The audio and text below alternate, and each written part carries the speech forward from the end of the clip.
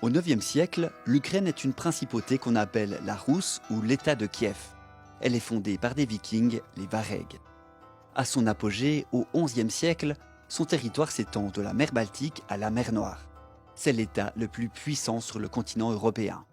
Cet ancien territoire est aussi considéré comme le berceau de la civilisation slave-orientale, puisque c'est la plus ancienne entité politique commune à la Russie, l'Ukraine et la Biélorussie.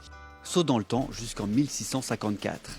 Une guerre oppose la République des deux nations, qui comprend la Pologne et la Lituanie, et le Tsarat de Russie. Après 13 ans de conflit, un accord est signé pour se répartir le territoire.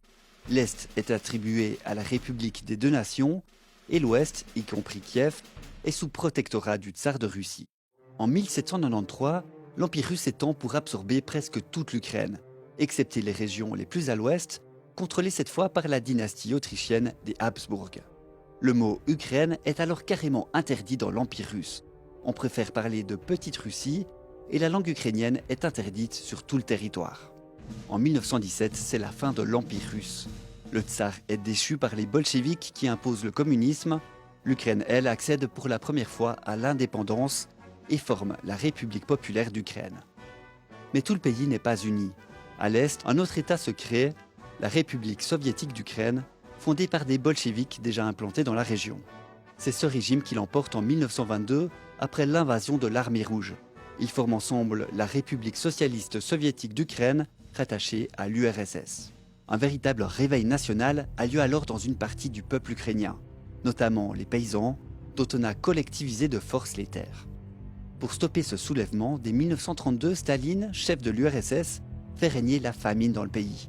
On parle d'Holodomor, une extermination par la faim qui fait entre 3 et 7 millions de morts. Pendant la Seconde Guerre mondiale, l'URSS entre en guerre contre l'Allemagne, qui a déjà annexé la Pologne. Au fil des victoires, les soviétiques gagnent de nouveaux territoires en Pologne, Roumanie et Tchécoslovaquie.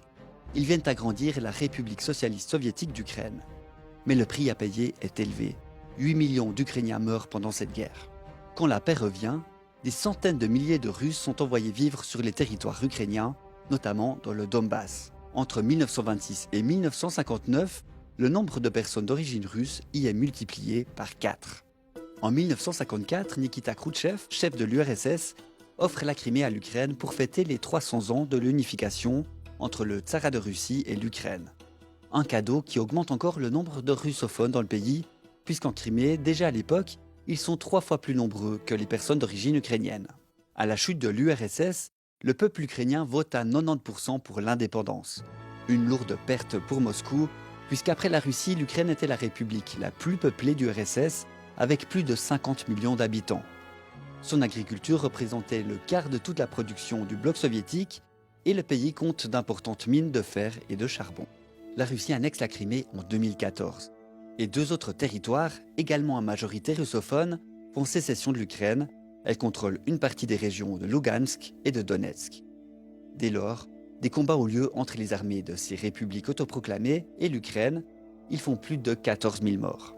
En 2022, le président russe Vladimir Poutine reconnaît l'indépendance de ces 2 nouvelles républiques, mais ce n'est pas le cas de la communauté internationale. Crimée, Lugansk et Donetsk sont toujours considérés comme territoires ukrainiens.